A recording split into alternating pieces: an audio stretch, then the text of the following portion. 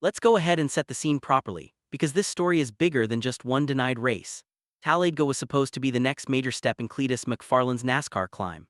After everything he had been building toward, after the attention he brought to the O'Reilly Auto Parts series, and especially after Rockingham gave him his first finish in that series, the natural assumption from many fans was that the Superspeedway would be next. But NASCAR looked at the whole picture, the spins, the raw inexperience, the total body of work so far, and decided that one eventful Rockingham race was still not enough for a Superspeedway green light. Let's start with the denial itself, because that is where the public story really begins. NASCAR officially did not approve Cleetus McFarland to run the O'Reilly Series race at Talladega later this month.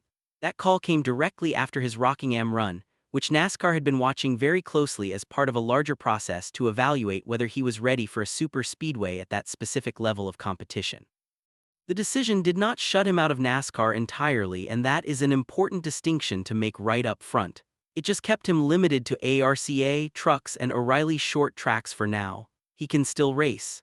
He can still learn, he just cannot take that particular O'Reilly car to Talladega this spring.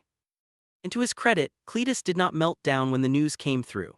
In the video he posted announcing the denial to his audience, he said, "Ladies and gentlemen, I wanted you to hear it from me first that I have been denied by NASCAR to run Talladega in my O'Reilly's car.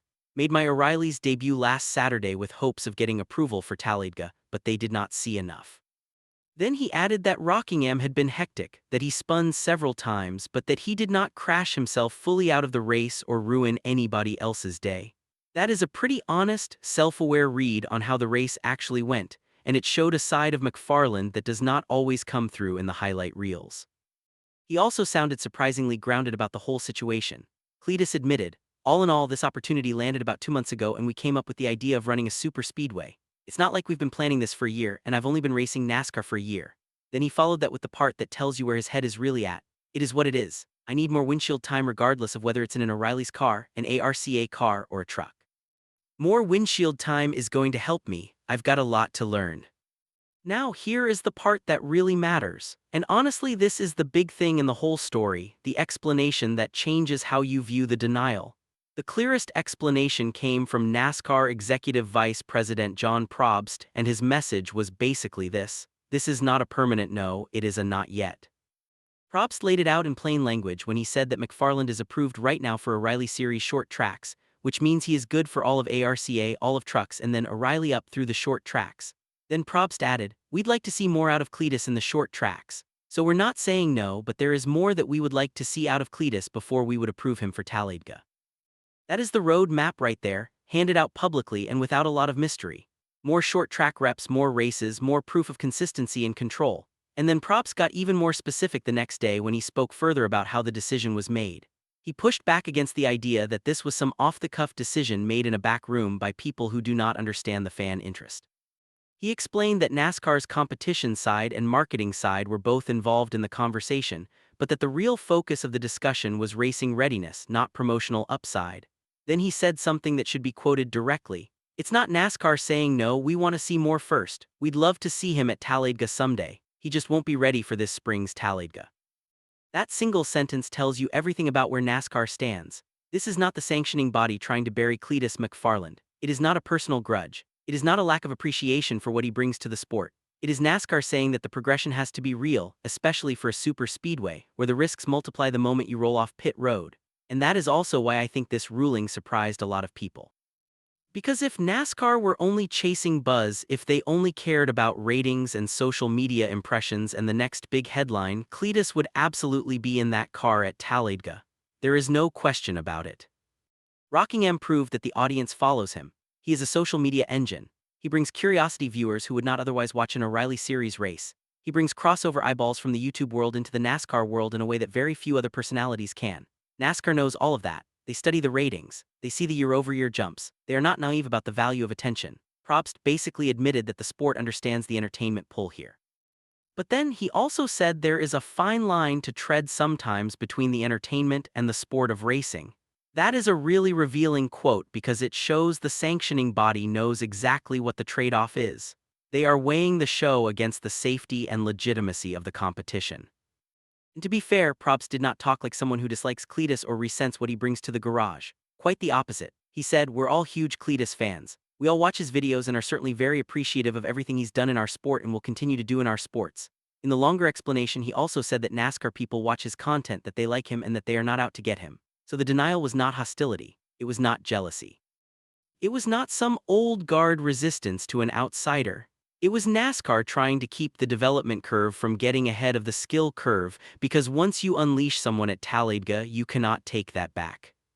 What makes this even more interesting is that NASCAR still has not given out some neat little formula for acceptance.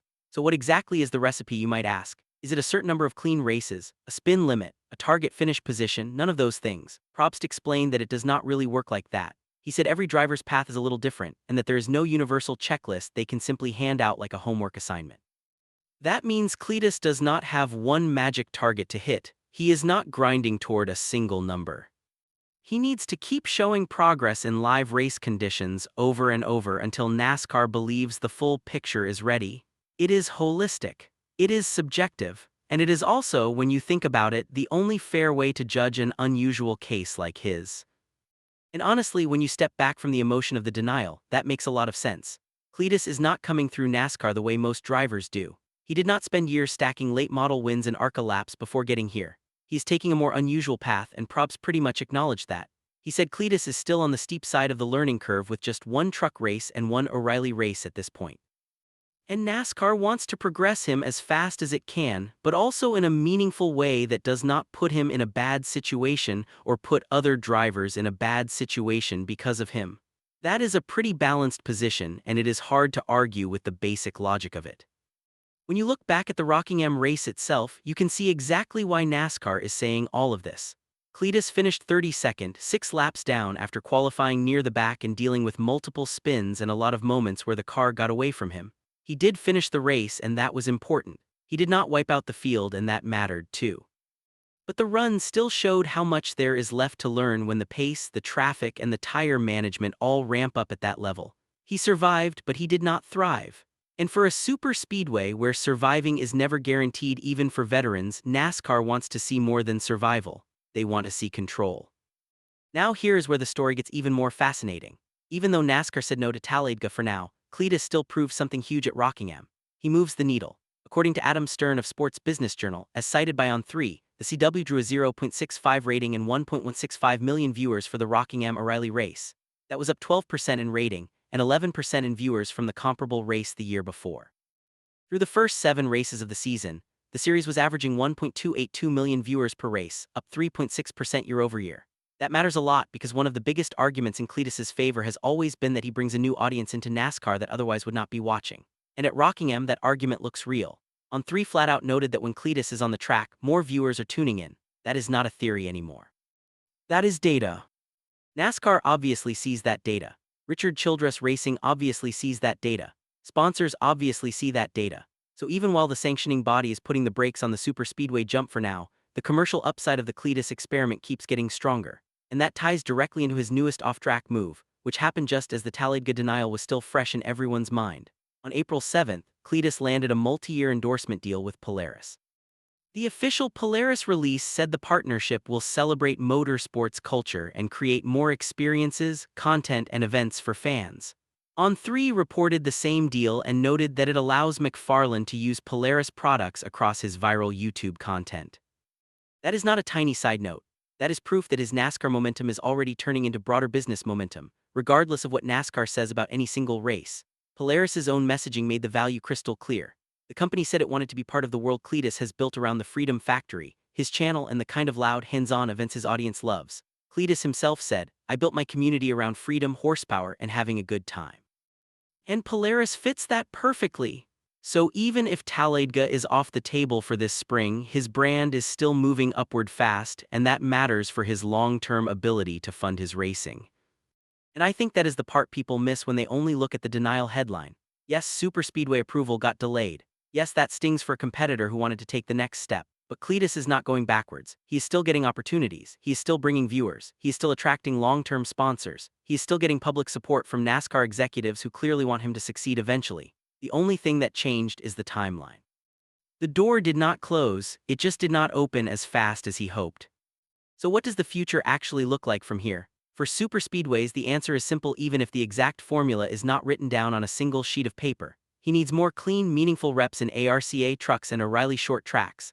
NASCAR has been pretty consistent about that across multiple interviews and statements. They want more evidence, they want more racecraft, they want more situational comfort. They want to see him handle traffic better, manage tire fall-off better, and recover from mistakes without spinning. They want more progression before they turn him loose at Talladega or Daytona in the O'Reilly car. Probst made it clear they are not ruling it out forever. They just are not willing to rush it for spring 2026. And from Cleetus's own perspective, that sounds acceptable even if it stings in the moment. He called the denial a kick in the nuts, which is about as honest as you can get. But he also said it was not as much of a setback as it might seem from the outside, because what he really needs is more time behind the windshield. That is probably the healthiest way to look at it. If he keeps stacking races, keeps learning, and keeps the car under him more consistently, the super speedway door is still there. It just has not opened yet, and when it does open, assuming he does the work between now and then, he will be better prepared for what waits on the other side. So the real answer to the question at the heart of this story is not some shocking one-line requirement that NASCAR suddenly dropped on him. NASCAR did not say, finish top 20. They did not say, run 3 more races without spinning. They did not say, hit this arbitrary performance metric. What NASCAR revealed is actually more important than any single checklist item. They want progression. They want more short track experience. They want evidence that the learning curve is still moving in the right direction and not flattening out or going backward. And they want to make sure the entertainment value of having Cleetus on track never outruns the safety standard that applies to every other driver in the field. That may frustrate some fans right now, especially those who wanted to see the Talladega show. But if Cleetus does eventually get to Talladega and Daytona the right way, with more experience under him and a cleaner body of work behind him, the payoff will probably be bigger because it will feel earned. It will not feel like a publicity stunt that got waved through. It will feel like a driver who proved he belongs. And that, in the long run, might be better for him, better for RCR, and better for NASCAR too. So after all of that, the question for the fans is simple but important. Did NASCAR make the right call by slowing Cleetus McFarland down, or should the viewership bump from Rockingham have been enough to let him take the shot at Talladega? That is the debate worth having, and there are good arguments on both sides. What is not up for debate is that Cleetus McFarland is not going away, and this denial is not the end of his NASCAR story. It is just a chapter. And the next chapter is already being written at the next short track.